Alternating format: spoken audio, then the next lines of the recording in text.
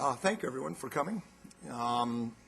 This is the second of our speakers in the series for this summer here at CSIS, what we call the Japan Policy Fellows. My name is Michael Green. I'm the Japan Chair here at CSIS and also an Associate Professor at Georgetown. And we started this program last year to get rising stars in the academy, in the social sciences, people on track to get tenure or higher promotion in universities across the United States who are doing interesting work and important work and research on Japan and on Asia.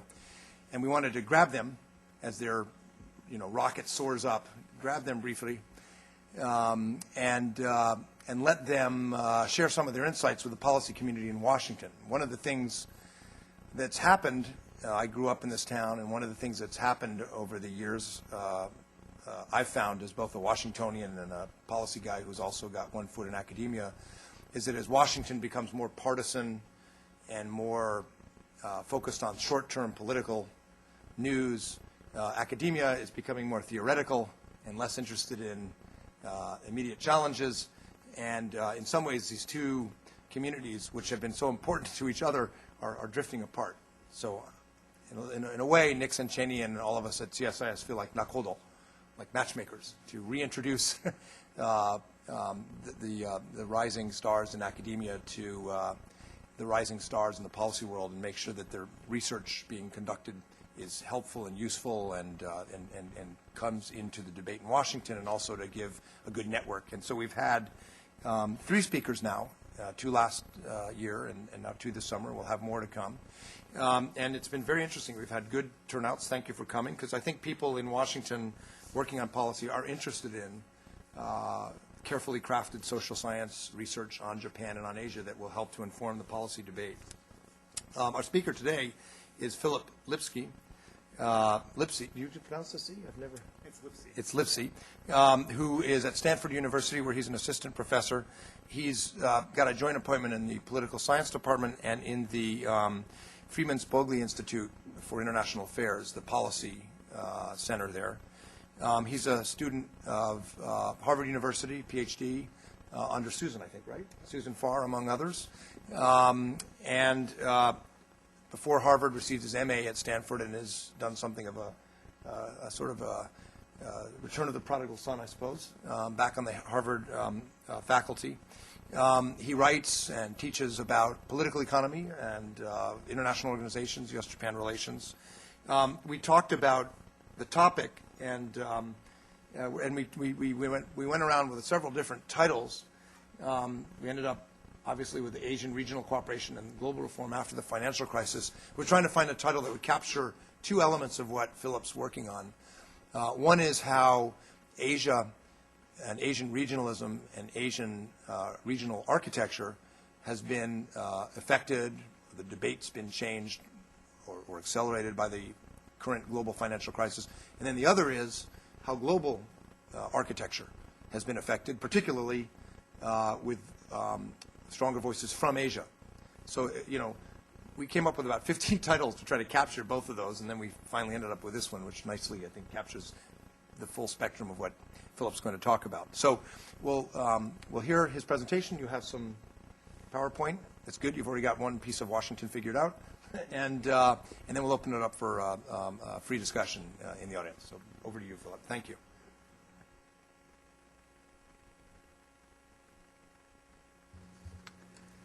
I'd like to thank Mike for that very kind introduction, and Nixon Cheney, of course, for being such a great host. When I told some of my colleagues over at Stanford that I was coming out to D.C. around this time of the year, they told me that it was going to be hot and muggy and everybody's going to be on vacation. But it's an amazing turnout, so I hope this isn't your idea of a vacation. Thank you for being here today. The topic I'd like to discuss today is really some of the long-term consequences of increasing economic instability, this recent economic crisis being one element of that, but also what can be done over the short and medium term to respond to some of the new challenges. So to provide a brief overview of the presentation, I'd like to basically argue that we're entering an era that is fundamentally different from the past 20, 30 years, one that will feature quite a lot of economic instability and volatility, similar to the 1930s, though probably not as bad. And there's a new challenge in terms of managing economic crisis, which is essentially the Japanese-style financial crisis, the type of crisis that the United States is undergoing right now.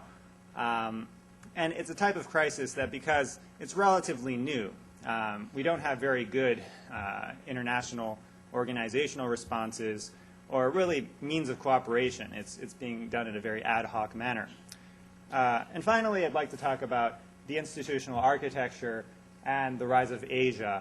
Essentially, how can we address the existing mismatch between how international organizations are structured and the underlying change in the international system, essentially the rise of Asia in relative economic terms.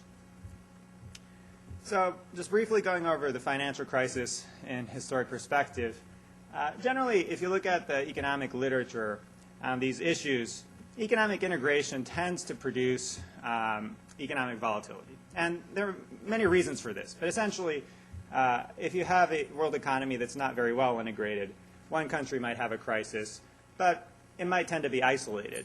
But as the world economy integrates, it's more likely that a crisis will spread very quickly, essentially contagion. You saw this in the Asian financial crisis, and you see it today. Problems become greater in complexity and scope. The private sector becomes bigger in relation to the public sector. And there are more transmission mechanisms, capital flows, trade, direct investment, etc. This is a graph from Reinhardt and Rogoff. The red line is essentially the degree of capital mobility in the international system, and the blue line is the incidence of banking crises. So what you generally observe over time is that as capital becomes more mobile, so people are able to invest in different countries across the globe, there are more financial crises and banking crises in the world. And this was very true in the early 20th century, in the era preceding the Great Depression. You had a series of crises, and ultimately around the 1930s, the crises became so big that it overwhelmed the existing system, which was based on the gold standard. Just one illustration of how coordinated these crises have become. This is stock markets, world stock markets during Japan's bubble in the 1980s and early 90s. It looks like Japan is really an outlier, right? Japan at the peak here was 60% of world stock market capitalization, but the bubble really sort of went up and burst, but pretty much besides Japan, other countries were not affected. In comparison, this is the current crisis. You really see that even though the red line, the U.S., is generally considered to be the epicenter, there's nothing remarkable about how the U.S. stock market has behaved. And housing tells a similar story. In the run-up to the recent crisis, housing markets worldwide, with a few exceptions like Germany and Japan, experienced a bubble. So the United States was really not the worst bubble in terms of residential real estate. Ireland, UK, Spain were worse. Australia, France, Italy were almost nearly as bad. So we're seeing much more coordination of economic both boom and bust cycles, and this presents a host of challenges for the international system. In addition, what we have increasingly is the Japanese-style financial crisis that tends to affect developed countries rather than developing countries, right? Until the Asian financial crisis, we had a series of developing country crises in Latin America, moving on into East Asia, Russia, etc. But the Japanese-style crisis affects the most important economies, America, in Europe, in Japan, and they have similar features. They're generally preceded by asset price bubbles in equities and housing, but economists have still to figure out exactly how we should respond to these types of crises. So the response tends to be quite ad hoc. Bernanke wrote a paper on the Japanese bubble and how the United States should respond if this type of thing should happen. And a lot of monetary policy in the United States has really been guided by lessons from Japan. But the Japanese argument has always been if you do what Bernanke is doing today, you're going to get runaway inflation. So the verdict is really still out on whether or not Bernanke's policy is the correct one. It currently looks like that might have been the right idea, but there's still very little consensus. And most importantly, I think, there really aren't good international mechanisms to manage this type of crisis. But the consequences can be quite dire. This is Japan's real GDP growth since the 1950s, and you can see after the bubble bursts, growth has been really anemic, about 1% annualized growth, whereas potential is probably in the range of 2 to 3%. So really you've had a major slowdown in economic growth and real economic consequences. However, the policy response poses a variety of challenges. Responding to economic crises of this nature, especially in the political sense, is very difficult. Bailouts, as we're seeing in the United States today, are very unpopular. It appears that the government is essentially rewarding imprudence, giving money to people who already have money and who acted selfishly or took too much risk. Fiscal policy raises concerns about rising deficits. And monetary policy, as we're seeing today, it gives concerns about inflation. In Japan, there was a lot of discussion about low interest rates hurting people who save their money and put it in banks. And if crises tend to lengthen, there's a risk of response fatigue, right? You have this in the 1930s in the United States and also 1997 in Japan, where the crisis is going on, and at some point people say, well, isn't enough enough? Why don't we start rebuilding our national accounts? And so fiscal policy retrenchment occurs, taxes are raised, and the economy ends up back in recession. So this is an interesting dilemma, and here's one illustration of the dilemma, which is the economic performance of different countries during the Great Depression. And what you see is essentially the autocracies did quite well, whereas the democratic states did not do well. And one of the arguments you can make about this is that autocracies are less constrained by popular backlash against the type of responses that are necessary in this type of crisis. And you can see some element of this going on in China today, because at least so far it looks like China's response has been more rapid and more effective than the response in Western democracies, Japan, etc. So what can be done? What you'd imagine to be sort of the default solutions, sort of economic textbook solutions to this type of crisis, are quite difficult. One argument that's often made in the economic literature is, well, can we do some kind of preemptive action against bubbles, essentially deflate these bubbles before they get going? But it's always difficult to take away the punch bowl when the party's going on, right? So when Alan Greenspan made his irrational exuberance speech in the 1990s, he was widely criticized. So it's not clear that that's an option.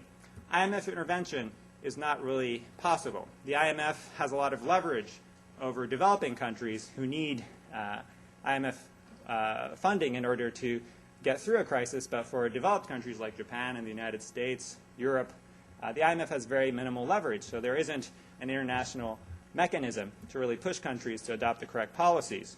Exchange rate intervention, for example, trying to allow countries to inflate their way out of the crisis by depreciating their currencies, all kinds of trade-related problems. Capital controls are very practically difficult to enforce. So because of all these factors, it's likely that we'll end up in a very difficult period in terms of world economics. We'll likely see a series of economic crises. And the question is probably going to be, how do we manage these things after they occur? One potential solution on the political side, I think there's a lot that can be done on the economic side as well, regulating banks and hedge funds, et cetera. But I think one thing that people have focused less on is the political aspect of this, which is essentially a lot of these policy responses are politically unpopular, as I mentioned earlier. So it might be helpful to move some of the responsibility for these policy responses to the international side, right? This is what's done in trade through international trade agreements and the WTO, for example. if there's a solution, formal policy coordination mechanism that sets targets for fiscal policy. This is done on an ad hoc basis right now, but if it's more formalized and it's turned into an international commitment, essentially it would be easier for politicians to say, well, we're spending a lot, but this is because we have international obligations to do so, and it's for the good of the international economy. And it would be less politically sensitive and difficult. You can imagine a mechanism, for example, to pool funds for financial sector bailouts. Oftentimes, financial sector bailouts are profitable for the governments that conduct them, but when the crisis is going on and the funds are being invested, there's a lot of criticism because it looks like taxpayer money is being wasted. So if the funds could be essentially borrowed from other countries on a temporary basis, perhaps, at least on the surface, it would look less popular, or it would look less damaging for the politicians who need to implement these policies. And of course, you need greater policy coordination among central banks, especially in regards to quantitative easing, which is a novel policy and essentially an experimental phase.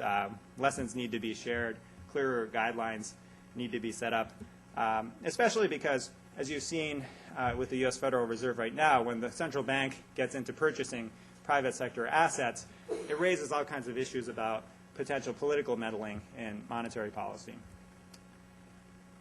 So moving on to the other major challenge for the world economy in coming years, I think the role of East Asia is really going to become a critical issue. The world economy is increasingly shifting towards being centered around East Asia and the Pacific.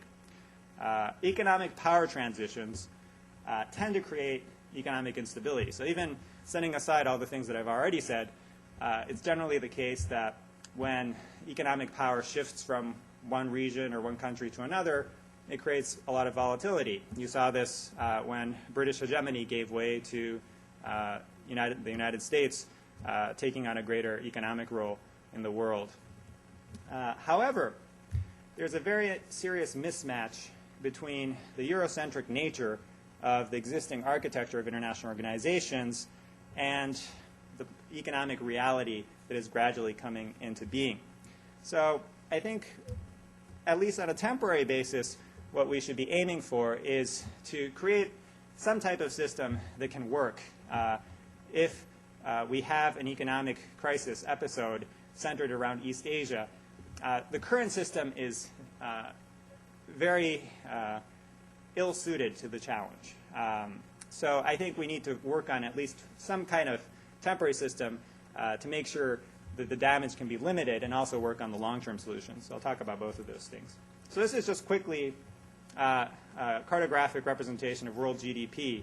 The first one is 1900, right? So this is essentially the country's size is representative of the size of their economy. And this is the peak of European colonialism. And you see that really Europe dominates economically the rest of the world. This is 1990, so about 20 years ago. You see that the world is much more like three regions, with Asia dominated to a significant degree by Japan. Now, finally, this is conventional estimates of what the world will look like maybe in 10 years or so. You can add plus or minus 5 years. You really see the shift from the three regions of the world to Asia becoming increasingly dominant. The world economy is increasingly going to become synonymous with the Asian economy. So in light of this change, we need to set up mechanisms that will allow Asia to be smoothly integrated into the world economic system, but also managed effectively. And a major problem currently is what academics call path dependence in the IMF. Essentially, representation in the IMF does not reflect economic reality. And in my own work, I've done analysis of IMF voting shares over time, and it's very clear that there are very large distortions. Right? So the IMF quota formula is set up so that countries should roughly have voting shares that are in line with their weight in the world economy. But what you find is essentially there's a lot of historical dependency. If you have a big share of the voting shares 20 years ago, you're likely to have a big share today. And what that means is there's a fairly significant overrepresentation of European members and underrepresentation of Asia, because Asia has just grown a lot more than Europe has over the past 20, 30 years. This is sort of a stylized example of what I'm talking about. If you look at the Axis versus Allied powers of World War II, you find that the Allied powers have consistently been overrepresented in the IMF versus the Axis powers. And this is despite the passing of about 60 years since the end of World War II. So what you find is in institutions, generally speaking, history has a very powerful effect. Right? There's always renegotiations taking place. There's small incremental changes happening, but they tend to lag behind the underlying reality. And for better or for worse, sometimes it's good to have that stability, but sometimes that stability can also cause problems. So how about on the outcome side? How about IMF lending? So I've also looked at IMF lending, and what I found is countries, developing countries with strong economic ties, as measured by things like trade, FDI, and bank lending, to the US and Europe. So these tend to be countries like Mexico, Brazil, Russia. They have a tendency to receive larger IMF loans with looser conditions. And as a consequence, these countries tend to hold smaller levels of foreign exchange reserves. This is a moral hazard problem, right? If you can depend on the IMF to bail you out, maybe you don't need as much foreign exchange reserves. And as a result, they've been susceptible, compared to other countries, to currency crises over the past, I think this was 30 years or so. In comparison, Japan has gotten the raw end of the deal, in essence. Countries that have close economic relations with Japan, it's the opposite, right? They tend to get smaller loans from the IMF and end up holding more foreign currency reserves. And essentially, reserves are private insurance against economic crises, right? So if you can't depend on the IMF to bail you out, you want to hold a lot of reserves, because that way you're less likely to get involved in a crisis. So just to take an example, Mexico in 1994, we would expect a much nicer reaction of the IMF, because Mexico has very close ties with the US versus Thailand in 1997. So you can think of some consequences of these distortions of IMF lending and representation. One is you might get uneven moral hazard in the global economy, that essentially countries that have close ties with the United States or Europe, or private sector actors that have close ties, might end up taking riskier bets because they feel like the IMF is more likely to bail them out on better terms. There might be a disadvantage to private sector actors that are based in Asia. And if you talk to policymakers in Asia, there is a sense, at least, that during the Asian financial crisis, the IMF did not respond favorably to Asian interests. Eisuke Sakakibara, who was the vice minister of finance at the time, very clearly states that his perspective on what should have been done in Indonesia, for example, was ignored by the IMF and the U.S. Treasury. And you could argue that as a result of that, you've had excessive reserve accumulation in Asia, and a lot of the global imbalances that you observe unwinding today. So what's been going on in terms of regional cooperation in East Asia? Two major initiatives. ASEAN Plus 3 has been working on quite a lot, really as a consequence of the Asian financial crisis. You've had much greater impetus towards cooperation in East Asia over the past decade or so. The Chiang Mai Initiative, which I'll talk about quite a bit here, and the bond market initiative. The bond market initiative is really about developing domestic bond markets. There's some questions as to whether it's going to be effective or not. But the Chiang Mai Initiative, I think, deserves some discussion. It was recently multilateralized, or an agreement was reached on the multilateralization of the Chiang Mai Initiative in Bali.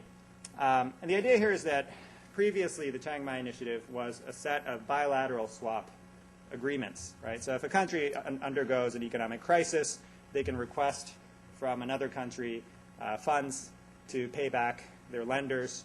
And so there was a series of bilateral swaps, Japan, Korea, Singapore, Japan, etc.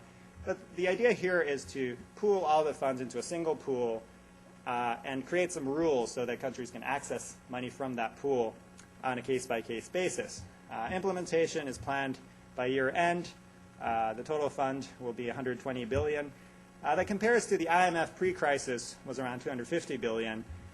Post-crisis, the IMF is targeted to reach 750 billion, so that gives you some sense of the magnitude of the initiative.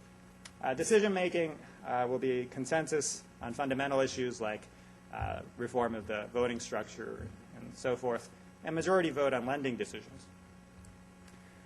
The structure will be as follows. So contributions are really dominated by China and Japan, as you might expect, because China and Japan are the two largest holders of foreign exchange reserves in the world. And there's a borrowing multiplier that will be applied so that the borrowing capacity of less developed states, primarily ASEAN, will be significantly higher. Voting power has not been quite settled down yet, but the most likely voting rule will be based on contribution percentage, right? If you do one country, one vote, it's going to be dominated by ASEAN, who are most likely to be the borrowers. And just like the IMF and the World Bank, the contributors tend to want to have more say over how their funds are used. So, it's probably going to be closer to the contribution percentage, maybe some additional per member voting allocation, as is done in the IMF. But, one problem with this is obviously, as you can see, the voting will be dominated by China and Japan, right? So it's very clearly going to be a China-Japan institution, 64% of the total votes. So will the CMIM or some similar organization be functional? There are very serious problems with this type of cooperation. Currently, only 20% of the borrowing through the CMIM is delinked from the IMF. In other words, the country can access those funds without having an IMF program in place. There's some discussion of delinking completely, but there's essentially a dilemma or a trilemma, I suppose. Essentially, so you think through what different possibilities are there. So what happens if you delink completely from the IMF, but without conditionality? So Japan and China would lend freely to Thailand, for example, with no conditions. This is a problem because even given criticism of the IMF in Asia and other countries, international creditors are very hesitant to lend with no conditions whatsoever. The idea here is that some reform is probably necessary, and you don't want to provide the funds with no strings attached at all, under most conditions. There might be some situations based on pure short-term liquidity crisis where that might be helpful. So there are moral hazard concerns. And in the Asian financial crisis, Japan's argument in most cases was not no conditionality, but it was less stringent conditionality in Indonesia, for example. So what happens if you delink but with conditions? Well, this becomes very politically tricky. So can China and Japan, who clearly dominate the institution, impose painful economic conditions on, for example, Korea? Is that going to be politically acceptable? It's hard to see that, right? With the IMF, at least you have universalistic representation, so that people might blame the IMF, but it's less clear which country they can blame. Sometimes the U.S. is blamed for IMF policy. But with an Asian fund or a CMIM like this, it's very clear who's responsible, right? So there's a question of whether the institution offers enough political cover. But what if the IMF link is maintained? The funds may not be sufficient. All right, so if you look at 20% of the funds for Thailand, you're looking at $2 billion US dollars, versus the Thai bailout package during the Asian financial crisis was around 17 billion. So it's probably not enough funds to really move the needle in a significant way. And Korea's recent swap agreement with the United States during this crisis, to some extent, demonstrates that the Asian side of financial cooperation might not be as functional as we would like it to be, because Korea really went to the U.S. rather than utilizing the resources in Asia. So there are serious questions about whether or not this will work. However, there's still a lot of resentment against IMF intervention in Asia. So this raises a serious problem in the sense that the IMF may be resented, and therefore in a future crisis in Asia, the IMF might not get involved because the political stakes are just too high. But there might not be an alternative mechanism in East Asia that is really functional and that could really help. So my policy proposal is essentially, perhaps over the short term, we should try to drive towards a compromise solution. And that would essentially mean some formal incorporation of the Asian initiatives, or the CMIM, into IMF decision-making rules, essentially on an ad hoc basis. So how could this be done? The fundamental problem with IMF governance reform is that European countries don't want to give up their voting share. And it's a prestige issue. It's about decision-making over the IMF in a broader sense. But on the Asian side, of course, there's the prestige issue as well, but the fundamental concern is about the IMF's policies towards Asia. So if the Asian countries, ASEAN plus 3, Japan, China, Korea, etc., were to feel that they have a little bit more say over how the IMF is conducting its policies, some of this concern could be removed. So one can think of the CMIM serving in some type of committee role or agenda-setting role, where essentially lending decisions would have to go through ASEAN plus 3 before they're taken to the entire executive board.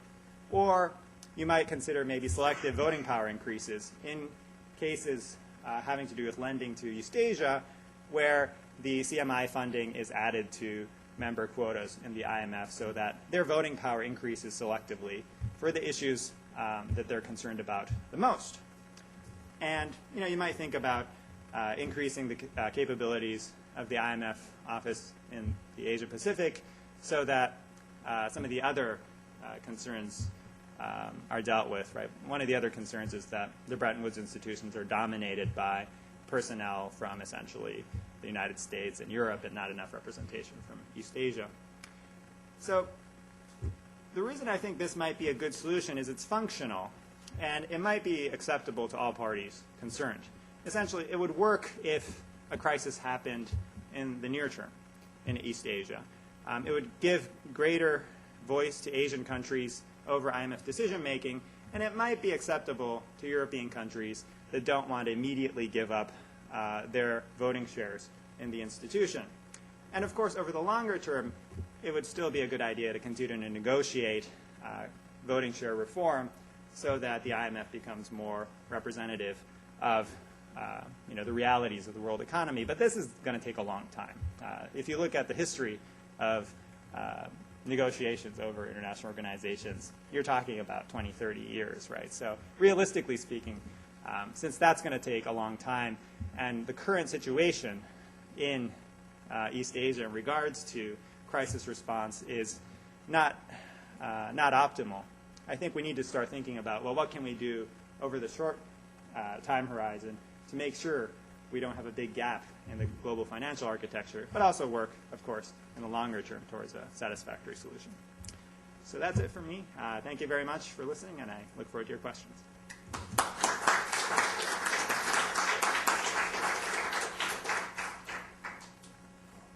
Thank you, Philip. It was exactly what we hoped for, a good mix of accessible social science research methodology and practical and original policy recommendations. And I think you're probably right. The three dilemmas of the trilemma faced by the now soon-to-be possibly multilateralized Chiang Mai Initiative. The first one, a lack of conditionality creating a moral hazard. And the second one, too much conditionality causing blame on China and Japan or Korea. The obvious solution to the first two is the third one, which is keeping about 20% with the Chiang Mai Initiative and about 80% with the IMF. That seems like a pretty reasonable solution for the next decade or so. In fact, you may have seen we did a survey here of elites in 9 Asian countries, and we asked about institutional architecture in a variety of contexts. One of them was financial crises, and the pretty strong answer in the region was, rely more on the IMF, but buttress it with the Chiang Mai Initiative. So I think you're generally moving in a very reasonable direction for giving more capacity to manage global crises. In other words, more money from Japan, Korea, and China without changing the Europeans' concerns in the IMF. Let me ask you what's a little bit of a devil's advocate question. Your main explanation, there's a correlation, you showed it, between historical legacy, voting shares, and so forth. But my question is, how much of that is actually history and how much of it actually reflects the reality of global capital flows? Because Asia is regionalizing in trade with roughly 55% last year of trade intra-regional. But capital flows are still very global. And depending on how you measure it, it's roughly 80%. It's roughly, in other words, the capital flows, global capital flows, in some ways, if that's what you're looking at, are accurately reflected in the role of the IMF versus the role of the Chiang Mai Initiative, if you follow what I'm asking. So in some ways, the current financial architecture accurately reflects the importance of global financial flows, capital flows, versus regional capital flows. And perhaps if after this financial crisis, capital flows change and are more regionalized like trade, maybe then there will be more of a push. And so maybe that's the more important correlation, not history necessarily, but the nature of capital flows. So let me throw that at you first, and then we'll open it up, if that was clear. I'm the absolutely. security guy, not the economist. No, thank you for the question and the comments.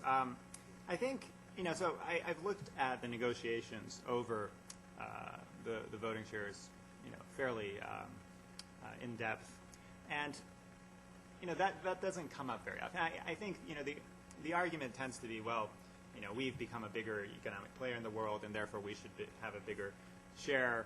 And the opposite side doesn't tend to make arguments like, well, our banks are more globalized and they tend to lend more, so we should have a bigger share. Capital flows are not formally part of the quota calculations. You could argue that, at least today, based on things like capital flows, it might be an accurate representation. But if you went back to the 1980s when, Japan was becoming, in retrospect, this was sort of a facade, but Japan was becoming a major financial power, you did not observe an increase in Japan's shares immediately in IMF representation, for example. So, I do think there's quite a bit of history involved. If you were to adopt a realist sort of perspective and say, well, the powerful countries control the IMF, you might have expected to see a little bit more influence of Japan in that particular period. You really didn't. In the World Bank, it was a slightly different story, which is interesting. Japan actually did make quite a bit of progress at the time. So I think that would be my explanation, is that there's quite a bit of historical legacy involved.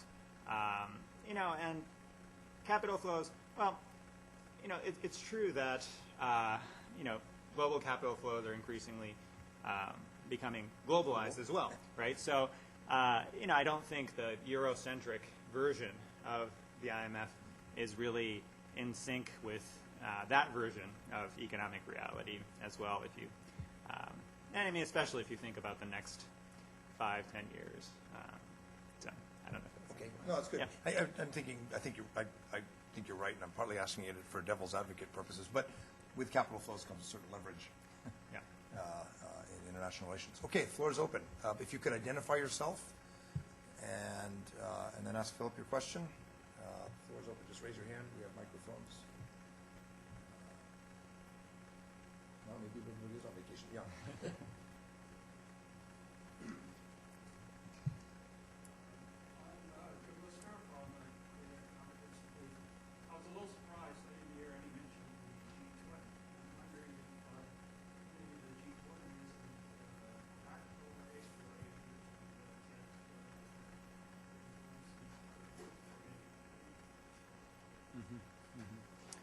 Thank you for that question. The presentation was already getting quite long, so out of necessity, I had to cut out quite a bit. I mean, the G20 is certainly an important element of this. I think the G7/G8 has exercised a certain degree of agenda-setting power over financial decision-making in the IMF historically. So the G20 could be placed in that type of role. It's still useful, I think, to move towards reform of the IMF on a formal basis. And, this takes many forms, but I think, the IMF, one element of this is being based in D.C., right? So there's an informal influence exerted by United States policymakers, ideology, etc. So, one element of this might be really sort of the institutional dynamics, right? And G20, I think, is one element of it, right? So at the top level, if you can get an agreement at the G20 level and move it into the institution, essentially, here's the agenda, why don't we think about this? That might be one way for Asia to exercise influence. But I think there are a lot of other issues that need to be considered as well. So, certainly I think it's part of the solution, but I think it's not the only one. Do you think it matters, Philip, that when the IMF when the whole Bretton Woods system was created, the countries with the largest voting shares were not only victors in World War II, they were also democracies with market-based economic systems. And do you think that the regime type and the nature of, for example, exchange rate convertibility and things like that should matter in this? In other words, China and its current configuration, does it make sense to have a more democratic international architecture and management of the IMF when you have a country that doesn't have convertible exchange rate and all the rest of the things that the other IMF leading countries do have? Mm-hmm. Or do you think that problem over the 20 years will solve itself, of course? No, I think that's a very good question. I think on economic issues, regime type matters a little bit less because interests are fundamentally aligned. With geopolitics, security issues, this is probably less so. But on most economic issues, I think you could find agreement regardless of regime type. There are some issues related to sovereignty, for example, right? Sort of delegating authority to international organizations in some ways that autocratic regimes might be uncomfortable with. But for the most part, with something like how do you manage international financial crises are bad for democracies and autocracies alike. So I think you can find a lot of scope for cooperation and agreement. And it would be very difficult, I think, to explicitly weight the degree to which a country is democratic or, from a practical standpoint, whether their economy is market-based. Because, when you talk about IMF reform, you're talking about things like GDP, amount of reserves, volatility of the current account. So if you start to include things like, how democratic are you, or is your economy market-based, it gets very, very tricky. And there's some measures out there, but there's a lot of subjectivity involved in actually constructing those measures. So it would be hard to implement. Okay. How about for the G8? Okay. Which, until Russia was backsliding, was supposed to be democracies. Would you keep a separate architecture? I guess I'm asking a little bit broader question than the economic piece now, but would you clearly for reforming and in effect democratizing the IMF and the international financial architecture? G20 is a bit broader, obviously. The G7, 8, the OECD, democracy. So do you think that now needs to be preserved somewhere in the international institutional architecture? Sort of taking a little bit beyond the economic, financial architecture represented by the IMF and Chiang Mai Initiative. I think, it could certainly be helpful. I think there are a certain set of issues that democratic states will find more common ground on, human rights, things like that. On economic issues, like I said earlier, it's not as obvious to me that regime-type separation would be helpful. If you start excluding China or downplaying China's role in economic institutions because it doesn't have the right type of government or governance structure, I think you're really setting yourself up to quite a bit of dysfunction in the international economic system, precisely because despite China not being a democracy, it is still a very big economy and a very powerful player. So, there are certainly some issues, I think, for which having a democratic group of states could be useful. But for the big issues of the day, financial crises, managing capital flows and so forth, I think you need to be as inclusive as possible. I'm obviously showing my bias in the question. I agree with that. I'm certainly on the international financial architecture piece, the Bretton Woods system. It has to be inclusive of the major economic players. The G7 process, the G8 process, when I was in the NSC, it was quite clear to me that the G7, G8 set key themes for management of the international system beyond finance and economics that then permeated EU summits, APEC summits, and a lot of other multilateral discussions. And having that initial discussion among a core group of the major democracies mattered in terms of agenda setting. And so if you lose that by sort of letting the G7, G8 wither or even go away and replaced by the G20, you'd have to reproduce it somewhere. I think you lose something. But on the economic side, I think you're right. The Bretton Woods system was created when the big economies were also the democracies, and we now have this mismatch that we're going to have to cobble together a new architecture to account for the distributions in political power, economic power, and regime types. But to push back a little bit on that Yeah. point, I think the G7/G8 worked that way precisely because these were the most powerful countries as well as being democracies. And it's not clear to me that the same agenda-setting role can be played today, given that China is out there. True. Russia, if you want to argue that Russia is less democratic today. With the exclusion of those countries, even if the G7, for example, sets the agenda, will that agenda have the same type of impact that it did back in the 80s, in the early 90s? That's not necessarily clear to me. So I do think it's helpful to have that, but I don't know if, I mean, this is essentially a realist argument, right? That Right. essentially the power has really shifted so that in this informal capacity, it's not clear to me that it will be as effective as it used to be. It won't. The difference between the G7/G8 in the 90s after Russia joined and the G5, 6, 7 in the Cold War was that the democracies in the G6, 7 process during the Cold War were making the case for a certain form of political governance and values in the system that was contested. So if that is not contested, then you're in the best of all worlds where the architecture reflects the distribution of power and economic growth and so forth, their economic power and political power. But if you do have contestation over norms, then I would think there would be a natural impulse for the democracies to caucus or keep some core. I heard this in Europe recently at a large U.S.-EU summit about the rise of China in international architecture. And this case was being made most vociferously by representatives from Belgium and Luxembourg, who are arguing that values suddenly have discovered that values matter because that's why they're in now. That's their rationale. But I think it goes well beyond that because the G7, G8 process was both sort of setting economic rules and agenda setting, but also political. Anyway, it's a good discussion. We could,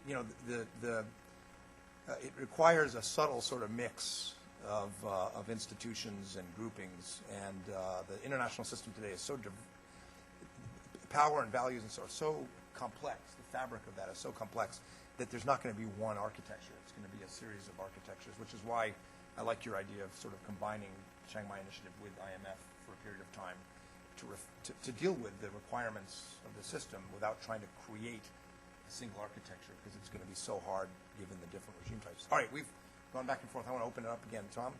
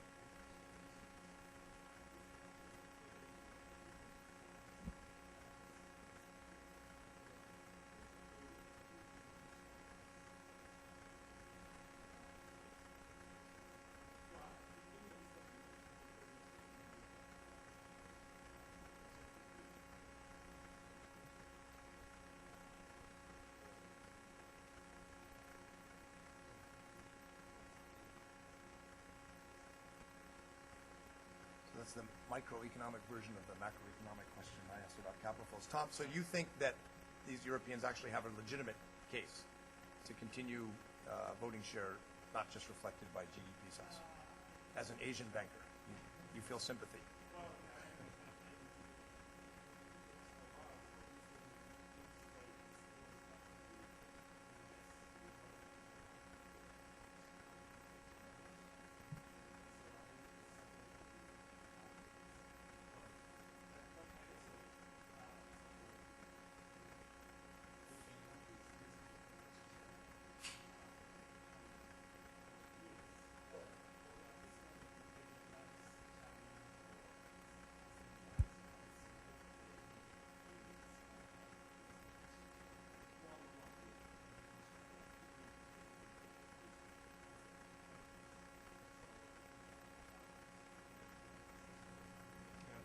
Yeah, thank you for those comments. It's very interesting. Yeah, I certainly agree that we need to take into consideration the role of these countries like Switzerland, Belgium, Luxembourg, and so forth. I think if that's the argument, there's a way to essentially include that into the quota rules, right? If you want to make the argument that, well, we have a lot of banks who do a lot of international lending, so we want to have more voice over IMF decision-making, there's an argument to be made about including some measure of cross-border lending in the determination of the formulas. But I don't think that's the argument that's made, right? I think that's the reason why some European countries might resist redistributing the formulas or the allocation of the votes. But I don't think that comes up in the discussion very much. So in that sense, when I think about how you might efficiently run an IMF, sort of putting aside all the political considerations, my feeling is that if you look at the countries that have the most economic exposure, whether it be bank lending or direct investment, and you let those countries have some greater voice over the decision-making, that might make the process a little bit more fair and efficient. The problem with the current system is countries have different relations with different areas of the world. Japan, at the time of the Asian financial crisis, really had an oversized stake in the countries that were hit, and I'm sure you're very familiar with. And the problem was that Japan's perspective was reflected very minimally in the IMF decision-making structure. And what I'm trying to get at, I think, with my idea on incorporating the regional and global level institutions is that perhaps there are times when it's better to delegate some of these decision-making capabilities to the actors that are really interested in resolving the problem. Because during the Asian financial crisis, the argument coming out of Europe to a significant degree was, well, moral hazard. We have to punish these countries for taking on excessive risk. We have to punish the financial institutions. But, for the most part, these were Asian countries, Asian financial institutions, Japanese institutions in particular. So if there's some mechanism by which you can elevate Japan's role in the decision-making in crises like that, then maybe things will be a little bit more balanced. But as the current structure is set up, the U.S. and Europe always have greater influence, which is probably not as helpful. So, but thank you for your comments. They're very useful.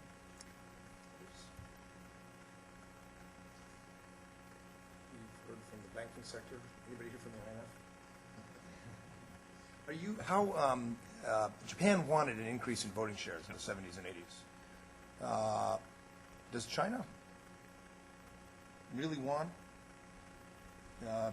in the same way Japan did? This is not a rhetorical question, I don't know, but I have my suspicions. Does China really want that larger stake in the IMF? That's my impression. I haven't talked to the highest level, obviously, Chinese government officials. Talking to people who are associated with the IMF and who are not necessarily at the high politics level, my impression is that indeed China prefers to have a larger share. I don't know, what the policy priority is. Is it sort of down here? Is it up here? It's probably not as high up as Japan's initiatives were in the 80s, at least on an impressionistic basis. But, you know, in some sense, you could argue that, well, China's stake is still at a low enough level that, you know, maybe it's not worth that investment to go from, 3% to 4%. You know, maybe they should wait until it's looking more like 8% to really make that political maneuver. But, yeah, I don't know the answer to that question. It's an interesting question. There's an assumption that China, you know, the various Gs talked about with China, G2, for example, very unpopular in Europe, very unpopular in India, pretty unpopular in Japan, this G2 concept. The U.S. and China would form some new bipolar axis to manage, you know, condominium to manage the international economy. But it's pretty unpopular in Beijing, too, with what you find, because they don't want the responsibility and the risk and the moral hazard and all the rest that comes with that kind of thing. And I remember in exploring with Beijing some changes in the G7, G8 process, and they were incapable of giving a response. The British, when they hosted the G8, wanted to reach out to China and to begin exploratory discussions. They couldn't formulate a response. They couldn't decide as a government whether they really wanted to take on the prestige, sure, but the responsibility, the risk, given everything that they're trying to manage at home, there was no consensus they wanted it. But 3 to 4% is not so huge, so that sounds reasonable. Well, thank you, Philip. Very interesting. I learned a lot. We're going to, Philip is going to produce a short platform, a short essay based on this talk. And we've also tried to put, if our website will allow it, Nick, to put the presentation up on the CSIS website, the Japan Chair link, because some of those charts were really quite interesting and people may want to download them. So we'll look forward to seeing further iterations and publications and speeches. And it's been very helpful. Thank you. Thank you.